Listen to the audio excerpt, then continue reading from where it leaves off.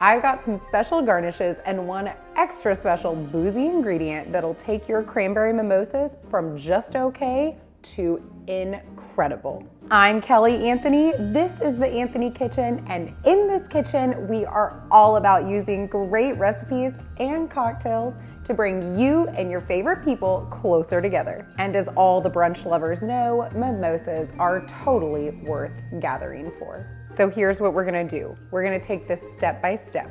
I'm gonna show you one very common mistake people often make when pouring a mimosa. Then I'm gonna show you a simple way to garnish it that not only is going to make it look so much more tempting, it's actually gonna make it taste better too. And last but not least, we're gonna pour in that one boozy ingredient that's gonna make all the difference in the world. Is anybody else out there terrified of opening champagne bottles? You just never know where it's gonna go.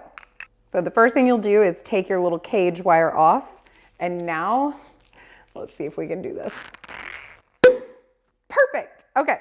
Champagne is open and we're ready to pour. Here is the most common mistake I see ladies making when they're fixing up their own mimosa. What? That is not a cocktail. You need to be filling the glass at least 2/3 of the way full. So you want to go a little heavier on the champagne, the sparkling wine, Prosecco, whatever you're serving up with it. And then we're going to add a little generous splash of cranberry juice. Let's give it a taste. It's not my favorite. The cranberry juice is really tart, it's really not all that sweet, and it really needs a little bit of help. Let's garnish it. There's more than one way to garnish a cranberry mimosa, but the one that I think makes the biggest difference is to slice into an orange, just cut it into little wedges. And now I'm gonna take this wedge and I'm just gonna cut a line right down the center of it so it'll open up like this. And we're gonna use this orange to go around the rim of the glass, just like this. Now we're just taking this glass and we're gonna give it a little swirl in some granulated sugar. So you've got some really great orange flavor along the rim of the glass and a little bit of added sweetness. And trust me, that tart cranberry juice could use it. So let's pour. We're gonna do, again, about 2/3 of champagne. Finish it off with cranberry juice.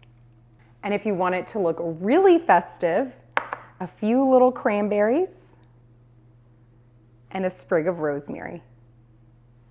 And then we can even reuse this little orange wedge, pop it right inside. Isn't that precious? The scent of the orange and the rosemary, right off the bat, you get a lot of great aromatics. The sweetness from that sugar rim is adding some really nice balance. Now, let's take it to the next level. If y'all really wanna serve up an extra special cranberry mimosa, a little orange liqueur will do the trick. But before you add it, you're gonna wanna get that sugar rim going. Just a generous splash of Grand Marnier. Now we'll add 2/3 of champagne, a little splash of cranberry juice, and we'll garnish it just the same. A couple cranberries, an orange wedge, and a nice little finishing touch of fresh rosemary. It is so good. This is the one and only way you should be serving up cranberry mimosas this season. If y'all are looking for more festive cocktails to add to the holiday lineup, be sure to check out our spiked hot chocolate next. Thank you guys so much for watching. Be sure you click that subscribe button before you go, and I'll catch you next time.